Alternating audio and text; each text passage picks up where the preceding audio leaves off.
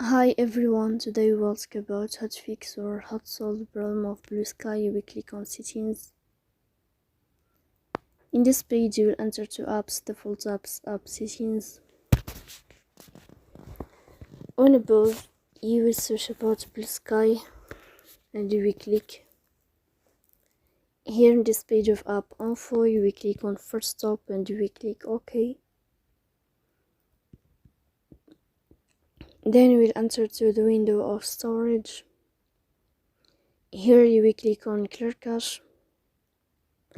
But pay attention, don't click clear data because that can delete your account or can cause you errors in your app. In the end, you can turn off your phone and you can wait a moment to restart your phone again to fix that problem. So please don't forget to support us by like and subscribe. See you next time and thank you for your watching.